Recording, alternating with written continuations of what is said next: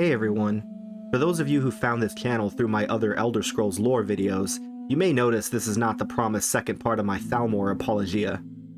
That's still coming, but you see, it turns out that making a video going over all 10 tribes of Aldmeris takes a surprising amount of time. I thought I could knock it out no problem, but I'm still not done with the script, and it's already 3 times the length of the Man-Merc Schism video. In the meantime, I decided to make a video on something that should be easier. A while ago, a YouTuber named Derrick came out with a video on the Hist. I watched it and heard this Bethesda rant at the end, specifically this part. Honestly, as an avid Elder Scrolls fan myself, I really didn't feel like I had learned as much from my research on this video as I usually do when I'm writing these lore dives, and I think that's a shame, really. When I was researching stuff for the Mannimarco video, I genuinely found some interesting tidbits of lore. When I was researching stuff for the Mankar Cameron video, it kind of blew my mind, delving deeper into his philosophy. Unfortunately, a lot of stuff about the Hist trees is already fairly well known. Now I could talk about Summer Children here, but I'm so sick of that reference.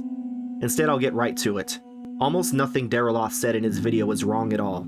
It is a very concise and clear surface-level reading of the Hist and Argonians. But if you want to learn new things, and delve into things that aren't already well known, well, there are a few topics that weren't mentioned. This is a quote by me on Discord I made to a friend, reflecting my immediate reaction and thoughts to Derrick's Hist video after watching it for the first time. Well, here's a list of things he didn't talk about in his video. The Hist role in the Enantiomorph, the Hist having a separate dream sleeve cycle, the Hist as opposed to the Grot Oaks, the Hist-Jillian War. So there's our itinerary. Let's get started. I'll start off by saying I don't like the Hist. Not because they're not interesting, but I don't like them the same way I don't like humans in Elder Scrolls. Heck, I like the Hist and Argonians even less than humans. Why, you may ask? Because the Hist are a horrific virus, a literal external blight upon the Arbus. I said that Derrick's video is almost completely correct in the facts it lays down. In that video, he brings up the annotated Anuad, which notes that the Hist are survivors from the 12 worlds of creation along with the Elnofae. Now, I'm not about to argue with the annotated Anuad, but I am going to say there's some serious problems with the wording, and the implications are severe. Let's take a look at the exact lines in question from the annotated Anuad. The only survivors of the 12 worlds of creation were the Elnofae and the Hist. The Elnofae are the ancestors of Mur and Men, the Hist are the trees of Argonia. To understand the problem here, let's look at the Elnofae, since we have a lot more information about them. The word Elnofae means earth bones in Elnofex, that is, the language of the Elnofae. These two words, that is, Elnofae and earth bones, have come to mean two different things. Elnofae is the ancestors of Men and Mur, and earth bones to mean the laws of nature. The most prominent being who formed a law of nature is Ifri, or Yefri, the storyteller. This is from Varieties of Faith in the Empire. According to the Wood Elves, after the creation of the mortal plane, everything was in chaos. The first mortals were turning into plants and animals and back again.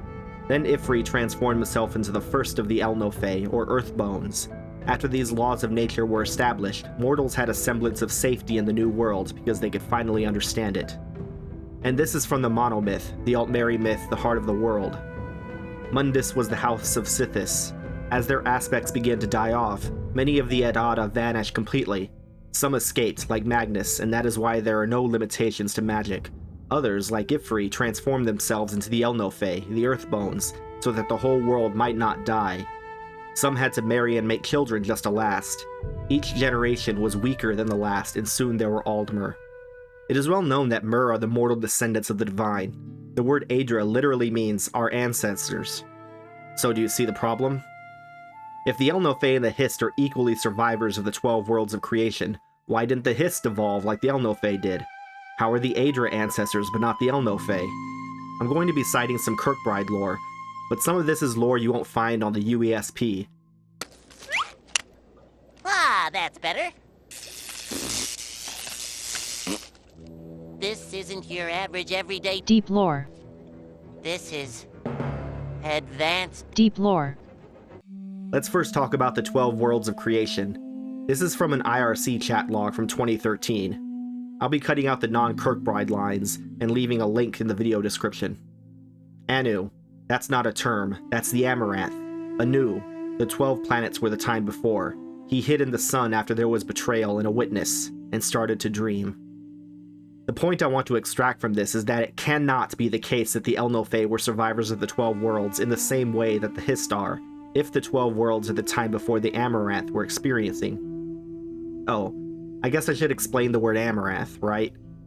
Here's a Kirkbride quote from 2010 that probably won't make any sense to you. That's not on you, that's on Kirkbride.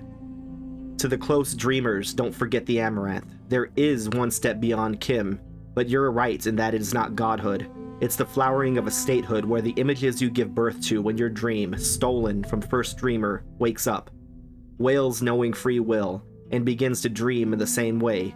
Children of liberty without end, and then the music lives forever as a pirate radio turned against the rules of heaven and the vulgarities of hell. Very simply put, we all generally accept that the entire world of the Elder Scrolls is a dream, for whatever dream means in this context. We also accept kalpas are a thing, the cyclical nature of the creation and destruction of the world.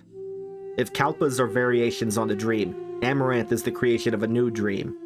If you want to know more about it, I suggest reading Love Letter from the Fifth Era, The True Purpose of Tamriel, or Coda for the Birth of a New Amaranth. But enough about that for now, we'll come back to it.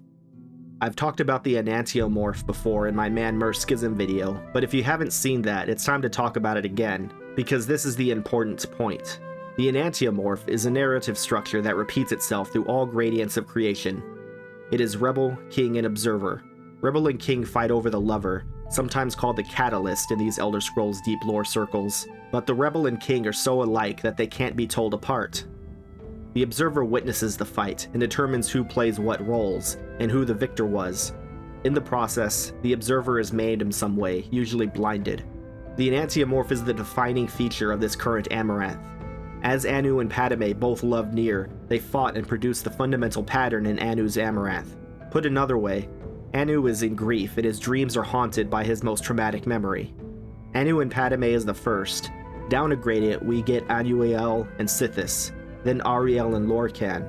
The Aedra and Daedra follow this pattern but are post hoc groupings after the creation of Nirn, which is the same with the old El-Nofe and the wandering El-Nofe. And now we can finally get back to the Hist. As I said, the Aedra and Daedra are categories made after creation already happened. The distinction between Aedra and Daedra is supposed to be that the Aedra agreed to partake in the creation of Nirn, and the Daedra did not. The Magna Ge are the third faction that agreed to create Nirn, and reneged on the deal. Creating Nirn, it turned out, weakened those who partook in its creation, some of them being utterly degraded into the laws of nature, others becoming plants and animals, others becoming the El-Nofe. The Hist, if they are survivors of the 12 worlds, are older than the Aedra, Daedra, Magna Ge distinction, but are clearly not so primal as Sithis and Anuiel. This, then, makes them equal to the broad category of Edada, the original spirits. The Edada are born from the interplay of Anu and Padme, the Hist are not. The Hist are true survivors of the 12 worlds, meaning they're completely foreign to this dream entirely. In regards to Nirn, the Hist are a faction that agreed to partake in the experiment of Nirn, but not its creation. A sort of reverse of the Magna Ge, who agreed to its creation but rejected participation. This explains why they are almost identical to their Oblivion counterparts, not experiencing the kind of degradation that the Aedra did. And this is why in my Man-Mer video, when I listed a bunch of things I could talk about, I listed the claim that Argonians are basically lesser Daedra. If Daedra is just a category of being that refused to create Nirn, well, the Hist apply, and the Hist created the Argonians. All of this to say that the Hist are aliens and don't belong. But as aliens who don't belong, they fulfilled a role. Also from the annotated Annuad. The Hist were bystanders in the El-Nofe War, but most of their realm was destroyed as the war passed over it. A small corner of it survived to become Black Marsh and Tamriel, but most of their realm was sunk beneath the sea. They were bystanders, and they saw what happened, and most of their realm was destroyed. Not just destroyed, but sunk beneath the sea. Again, to briefly go over some territory I did in my last video in the Elder Scrolls, water encodes memory. To be sunken is to be forgotten. For Daedra, their realms are made up of their person. The realms of the Hist are similarly all-encompassing. If we want to get mundane about it, it still applies due to the roots of the Hist being connected and reaching deep into Nirn. So this all sounds very Observer to me. The Hist saw the war of manifest metaphors, and were maimed in the process. The War of Manifest Metaphors and Convention are the same events told in different ways, as heavily implied by some offhand comment Kirkbride made about that idea, which makes sense if we consider how Shor Son of Shor portrays these events.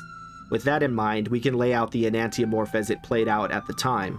The catalyst for Convention and the War of Manifest Metaphors was Nirn. Literally, Nirn is what these groups fought over. The Hist realms are a separate thing. I like to say that the realm of the Hist is like a Daedric plane grafted onto the plane of Nirn.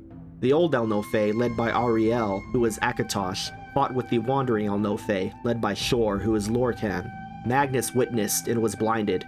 One eye the sun, the other eye underneath Sarthal, I guess. So yes, he is an observer from the perspective of Ariel and Lorkhan, but the Hist witnessed from a different angle, that of old and wandering Elnothe, and they were flooded for their trouble. Ariel and the old Elnothe were king, and Shor and the wandering Elnothe rebel. Ariel won, as did the old Elnothe. Very interesting, I think. So let's move on to the next stop, the Dream Sleeve.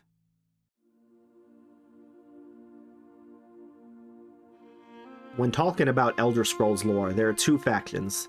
These factions are, regardless of what Michael Kirkbride thinks, still fighting the canon wars. As of this writing, I found myself embroiled in a battle on this subject. Again. You see, some of you have probably already objected to my citations of Michael Kirkbride's comments. You might be of the belief that what is canon in the Elder Scrolls is what has passed through the penumbra of Bethesda's copyright. I, on the other hand, think canon is tiered, like old Star Wars canon, which used to be called the Expanded Universe. What Kirkbride or any other developer or ex-developer says is, to me, not non-canon, but just on a lower tier than the 2 books or the games. Why am I bringing this up? Because there are times when even those on my side of the canon wars battle with each other over if something is basically canon or a disproven theory. The Dream Sleeve cycle is one of these times. What do we know about the Dream Sleeve? It's mentioned in Mankar Cameron's commentaries on the Mysterium Xarxes in regards to birth. It's mentioned a few times in Battlespire. It's used in some Lore Master archives as a method of communication. It's used a ton in various out-of-game lore texts. And then Michael Kirkbride just defines it. The Dream Sleeve is a conduit for sending special transmissions, used by weirdo magicians and Imperial clerks mainly. Kinda like MySpace. Only to reach it, one must have at least part of their brain constantly meditating, because one aspect of the conduit is that it is able to carry images of concepts not yet real. Basically Magic Internet. Kirkbride later would equate it to Magic Twitter. But before this, before Skyrim, there was that first Mankar Cameron reference, and there was Sovngarde. Somebody, probably a Scandinavian, noticed that Sovngarde means something. Sovn is sleep in Norwegian, and Garda can mean realm in Old Norse. Following this, and Dagothor being called a dream-sleeved inversion by New Hata, ultimately led to the idea of the Dream Sleeve being in the center of Nirn, and the place where you go when you die. The idea formed the basis for a reincarnation cycle. You die, you go to the Dream Sleeve where you dream of your afterlife, you are shed of your memories, and you are reborn later. Lots of people still stand by this in some form. I am one of them. Others believe that this is a debunked theory, noting that Sovngarde is a place set in-game to be in Aetherius, and Michael Kirkbride is always insisting it's on one of the moons or something. Either way, it means it's not some kind of fake dream the center of Nirn. So, I'm going to rebunk this theory, and you will be convinced. I will then explain how the Hist have a completely separate cycle, while noting now that the existence of this cycle is itself evidence that there is a regular cycle. And I will then return to the topic of the Hist as alien invaders from the previous Kalpa. To understand why the Dream Sleeve cycle idea and Sovngarde being real can both be true, we have to really dig deep into an understanding of what a mortal is in the Elder Scrolls. First, mortals have mortal bodies. These bodies are made of flesh. Flesh itself is the 6th element, said to be hidden amongst the other 5. Flesh magic is a rare form of magic which can create life, which requires binding a soul to the flesh. There are 2 fundamental types of souls: immortal Aedric souls, which, ironically, mortals have, and vestiges, the Daedric souls that Daedra have. Of the Aedric souls, there are also 2 types, black and white. Black souls are those guarded by Arche, the souls of higher creatures, such as men and Mur. White are the souls of lower creatures, like animals or goblins. The magical study of the nature of the soul is the study of necromancy. And then there is the third thing mortals have, memory. This is different from the other 2, something we might call the mind. When a mortal being dies, its memories go into the water. So let's reaffirm that the dream sleeve is like a magic internet. Let's also remember that Kirkbride said the way it works requires a part of your brain to be constantly meditating. You might say then, a part of your brain is asleep. Have you ever played Battlespire? Me neither. But there's a Daedric character, Jaciel Morgan, whose spirit ended up stuck in the dream sleeve. While like this, she behaves as if sleeping. But wait, what about Vermina, Prince of Dreams and Nightmares? Well, as Celedonia Lentinus notes, all come under her sway as they sleep. They don't go to her, but rather are under her sway. Vermina is also the gifter, which means that she can give things. How does Azura contact the Nerevarine in the beginning of Morrowind? It is dreams. What about Dagoth-Ur, dream-sleeved inversion? He also talks to people in dreams. Uriel VII was noted for receiving visions of the future in his dreams. So let's look at some other situations. What happens, for example, when you pick up a black book? You do play through Apocrypha, but you don't really go there. After reading one, Naloth remarks, What happened? What did you see? Different people have very different experiences when reading these books. Freya, on the other hand, says, What happened to you? You read the book and then... It seemed as though you were not really here. I could see you, but also see through you. In either case, you're not expected to disappear completely into Apocrypha. In fact, if you die in Apocrypha, you wake up on Nirn, as if it was all a dream. What about the Oblivion quest, Through a Nightmare Darkly? In this quest, an Altmer named Henantier has trapped himself in his own dream world. His body was asleep for 3 days before the champion of Cyrodiil goes in to help. At that point, he's already starting to lose his memories. Once you find them all, you can both wake up. What I'm getting at is that dreams are a method of communication in themselves. The dream sleeve, then, is the conduit by which one can communicate in a manner consistent with dreams. Your soul can go there, but more importantly, it can go through it to reach another destination. Now, these were all examples related to sleeping. I originally had a whole section in here related to death, but it started to get unwieldy. I think I'll save it for when I eventually talk about why necromancy is good and cool, actually. Instead, I'll heavily summarize my conclusion. In real life, we sometimes call sleep the cousin of death. Sleep is the little death. In the Elder Scrolls, lots of things work through something like mantling. Sleep is similar enough to death that you behave a little bit as if you died. Look, after all, at the text A Dream of Sovngarde. So what happens when a being dies is that their soul moves somewhere. By that I don't mean it's unknown. I mean there are various places your soul can end up depending on what kind of being you were in life. And your memories go into water. And the water has an impact on the sky. And your body of flesh stays and rots. The same general process happens to Daedra. Their soul and memories go to the waters of oblivion. From here, they travel back to their plane of origin, and the soul reconstitutes a new body from surrounding Daedric energies. Vampires and liches have the quality of their souls altered. Vampires by Molag Bal, liches by deliberately moving their soul outside, but not to the dream sleeve. These beings aren't dead, because the process of this altering requires soul change akin to death. This is also why Mannimarco is chronologically, not metaphorically, the first of the undying liches. A lich moves his soul into a magically prepared object so as to change it, and this process is like death. Like soul shriven, they end up looking like this. This is death. Mannimarco looks like this. He did not die. One day, I'll explain why. With all this in mind, I propose this. All mortal souls go through the dream sleeve. The dream sleeve is the conduit for further transfer. From there, some go to places like Sovngarde or the Far Shores. In such places, the Anuic soul reconstitutes a body in the image of that person's Nimic, following the same fashion as Daedric vestiges, or the bodies of vampires and liches. These souls seem to retain their memories, but it is noted that not all souls end up in places like Sovngarde. So what happens to them? I will first cite Mankar Cameron's commentaries in Love Letter from the Fifth Era. Mankar Cameron was once like you, asleep, unwise, protonymic. We mortals leave the dreaming sleeve of birth the same, unmantled save for the symbiosis with our mothers. And mundus to mortal death, center point to the soon recycled. I think that's pretty clear. The dream sleeve cycle happens. Your soul goes to the dream sleeve just as if you were asleep. So from there, your soul may go to an afterlife if you qualify. If you don't, perhaps you qualify for a Derrick realm. Perhaps your soul was captured by a necromancer, or you're a Dunmer, so you get to basically hang around somewhere until summoned. If none of these places apply, you will eventually be reborn again, protonymic, in the water of your mother.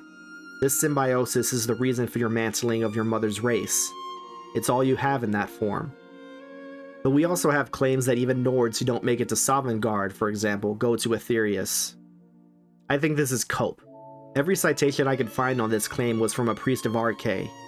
Well, Arkay the god has this to say, a conversation between Mara and Arkay. Your choice is to either accept the death that is so close or to become a god with us. But a god is not an easy nor pleasant thing to be. As the god of death and birth, you will spend eternity making sure that deaths and births stay in proper balance in the physical world. And, in spite of what you believe you understand, you will always agonize over whether your decisions are truly correct. How do you decide? Arkay spent what seemed to him as an eternity in thought before answering. Mother, if my studies are not completely wrong, my only choice is to accept the burden and try to transmit the reasons for death and birth to humanity. So be it, Arkay, god of birth and death.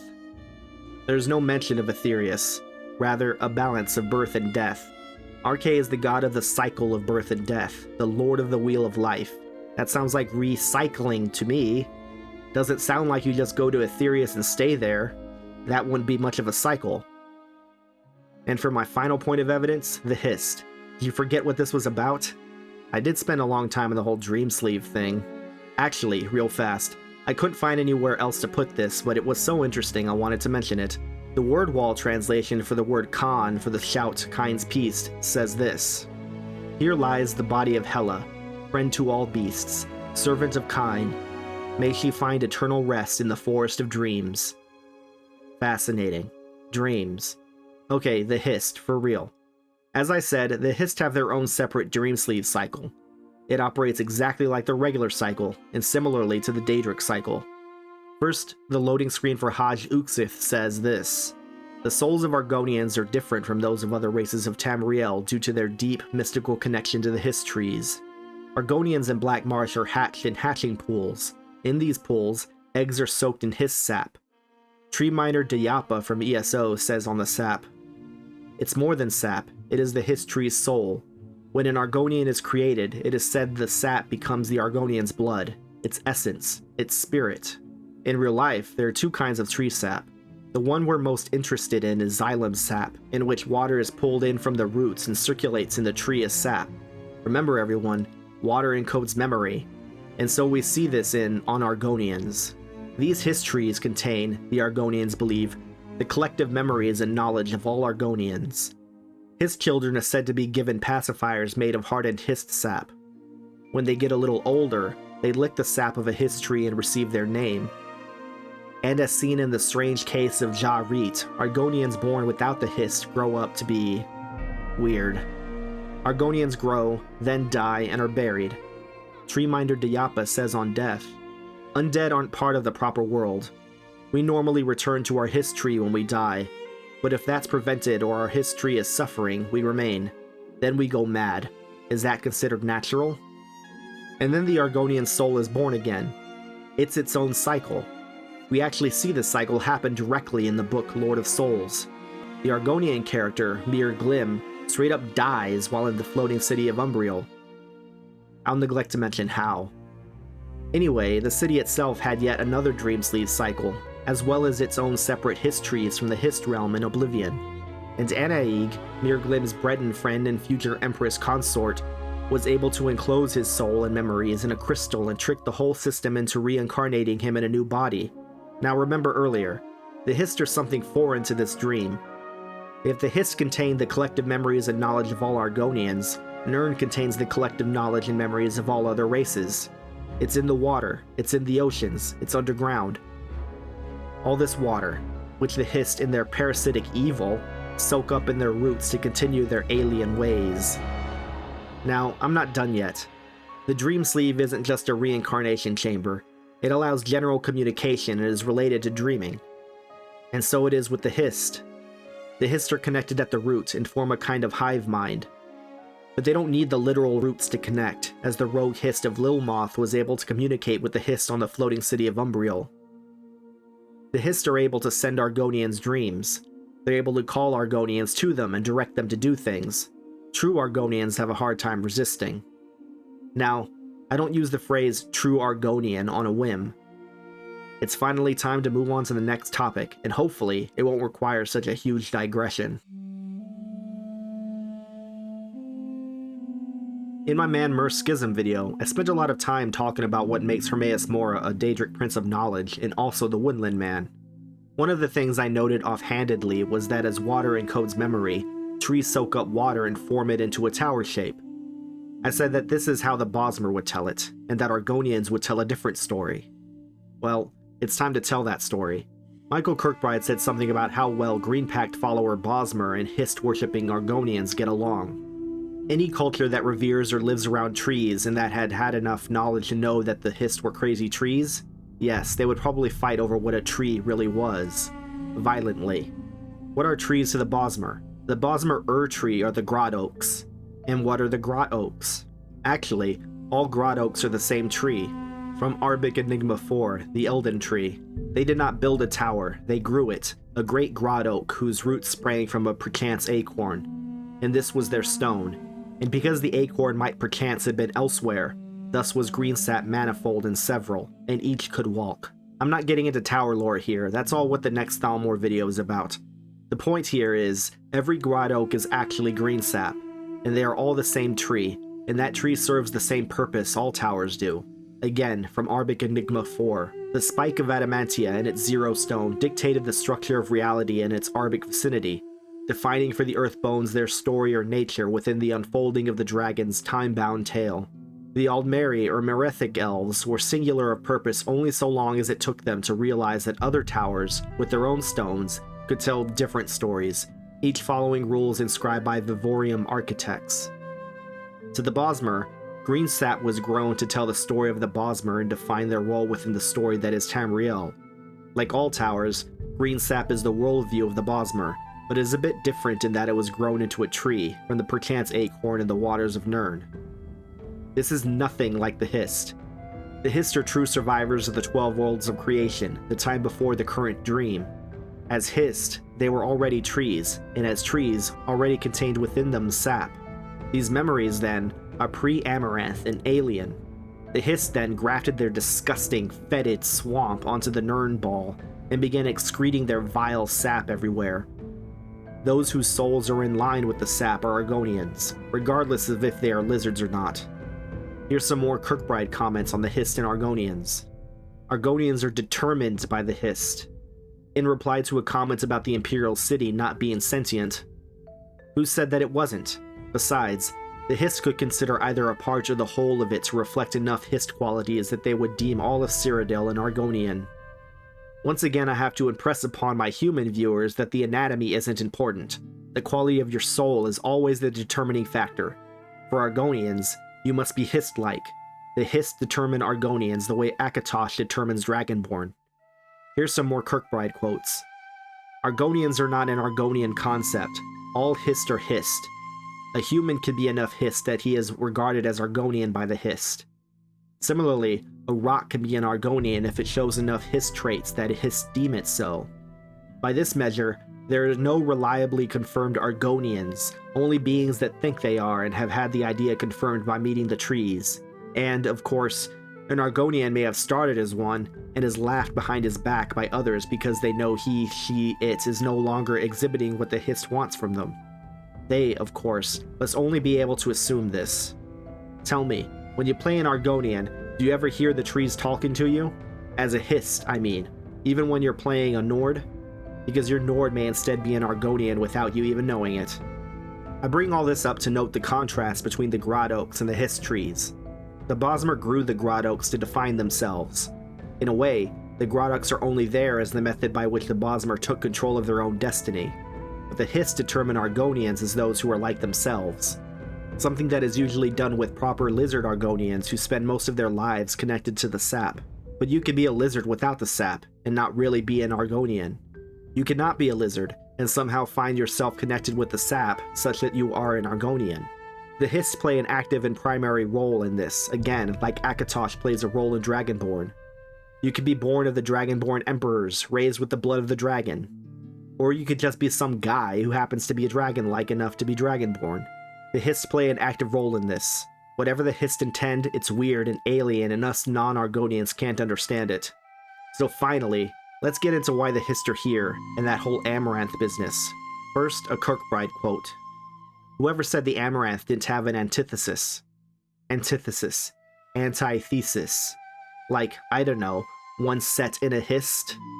I've previously mentioned the Hist are full of sap, which is their version of water memory encoding, and that the Hist already came with these memories pre-Amaranth.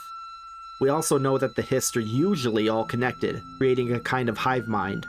And we know that, from all this, they function as a separate dream sleeve. So let's put this another way. The Hist themselves are giant data storage drives. The roots are an internet, and there's a whole dream happening in there. A separate dream. The anti to the Amaranth's thesis. This, I think, is what Kirkbride means when he says set in a Hist. Set in a Hist is also an anagram of antithesis. This is where we have to get a little bit more into Amaranths. You see, if you want a really simple explanation of the love letter from the 5th era, the nature of the setting is such that we start with Anu, and go down gradients of creation until we hit the dream sleeve, which is mortal death. But there's a gradient below mortal death, simply labeled the letter Z. Well, Anu is the letter A, the beginning. And so we have all of creation as A through Z, and from Z you can make a great leap out of the dream, and then have your own dream, and this is Amaranth. If all this simulating dream stuff is accurate, and they're an antithesis to the concept of Amaranth, then the difference is they're trying the final steps backwards. Simply speaking, characters like Jibbalone Soul will say that Amaranth is achieved by exiting existence and then dreaming a new universe within yourself. If the Hist have their own memories from a previous Amaranth and have created their own dream sleeve cycle, have a hive mind, and simulate their own reality, then perhaps what they're doing is trying the reverse. They are trying to dream a new universe within themselves, and then leave.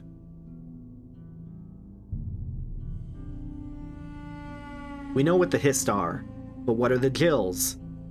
The French translation of a child's Tamriel bestiary says, J for Jills, mythical beings. They repair the world when the dragon breaks. Nuhata in the Numantia Intercept notes that they're female dragons, not in such clear words, but that's what they are. They are female dragons then, and the Minute Menders. Almost everything else I'm going to say is speculation on my part, so I hope it's at least good speculation. During times of untime, they show up and fix things. How do they do that? Well, how does a dragon do anything in the Elder Scrolls? They talk. Their arguments are to insist upon a coherent linear story. We have one reference to the Hist-Jillian War from Kinmune. Here's the quote. But then the Hist-Jillian War spilled out of the Wheelian Rip into the subsist slice of brain space, and things changed for Kinmune. If you're lucky enough not to know, Kinmune is/was a proxy synthetic created by the 9th era Arbical mining guilds, more specifically, a limited sentience deep pressure capable thought box in a dream sleevish shell meant to be operated by mortals remotely in order to run the rigs of Kinnerath's illicit breath trade. But she's not important. The important part is that this text is our only reference that the Hist-Jillian War even exists. Besides the previous quote, we also have this. As the barely there Hist Blinkroot ship armada fired an artillery barrage of 16th dimensional mathematics at their Jillian enemies, Impossible Point detonations stippled across the Ixeg and its clutch satellites like some garish Talosian hologram, only without the irony. And we have one more instance of the Hist appearing in space. This is from the unfinished story Tiber Septim's Sword Meeting with Cyrus the Restless. In this story, Cyrus, the protagonist from Redguard, takes a ship and uses puffed up Sloves to fly it to the moon colony of Damalion in order to confront the Emperor Tiber Septim and steal his voice. At some point they run into a Hist. I'll give you a moment. I'm not going to read that. You read it. Okay, so the Hist can actually fly around and shoot impossible points in War with Dragons. Why are they doing this? I've seen several theories and I think they're probably all somewhat true. I think the most important though is this quote from the Infernal City. This is from the perspective of the previously mentioned character, Mir Glim. The concept the Imperials called time did not even have a word in its native language. In fact, The hardest part of learning the language of the Imperials was that they made their verbs different to indicate when something happened, as if the most important thing in the world was to establish a linear sequence of events, as if doing so somehow explained things better than holistic apprehension. It's well known that the native Argonian language of Gel is not learnable by non-Argonians. That being said then, the dragons and Hist have a completely different way of telling stories. As the Minutemenders, the Gills probably don't like a competing narrative. Among these competing narratives would also have us go back to that antithesis subject. Simulating a new universe while still on Nirn is in itself telling a countervailing story. As antithesis, this story is meant to highlight the contradictions and failures of the main story. Gills probably don't like that. I don't like it either. Sounds parasitic. If they love their own universe so much, why don't they marry it? Shout out to anyone who gets why that's funny. Anyway, this battle we see in Kimune is in the 9th era, but oddly, both the 1st and 3rd pocket guides mention war with the trees, despite also knowing very little about Black Marsh specifically, and knowing basically nothing about the Hist trees themselves. The unfinished 2nd edition pocket guide intended to focus on the Hist, at least at first. But the chapter was one of the unfinished ones. We instead have this out-of-universe summary. The dominant thread of thought was that they were to be refugees from another Kalpa/dimension/dragon break, who broke up their titanic souls and/or memories and stored them inside lizards and human simulacra. Speaking exclusively of the Hist proved difficult, however, and Baruch's later drafts focused on Tiber's expedition into the Marsh, presenting them as the last remnant of some terrible time before the dawn, maze-like, full of strange semi-sentient creatures with whom the Septums attempted to make treaty. Yep, the Hist are weird.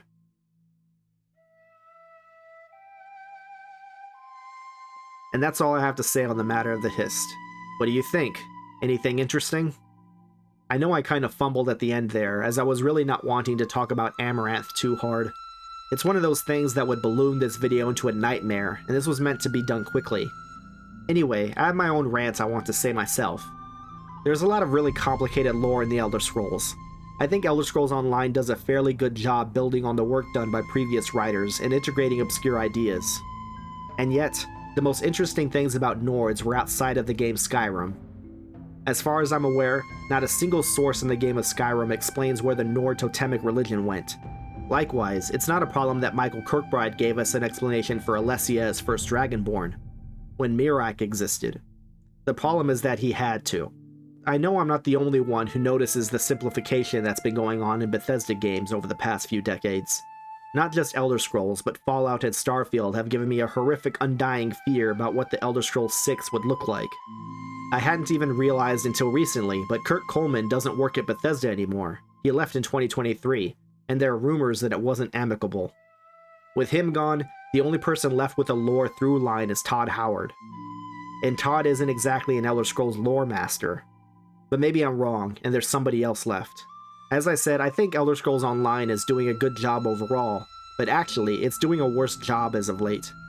Athelia makes sense, but requires a lot of explanation, like an extreme amount. If I had to make a video on Athelia, I'd have to start talking about the sky, constellations, fate, free will, and the concept of the prisoner before I could even get to Athelia. And then the question becomes, was her plotline really worth all that trouble? Why not just do Jiggalag again?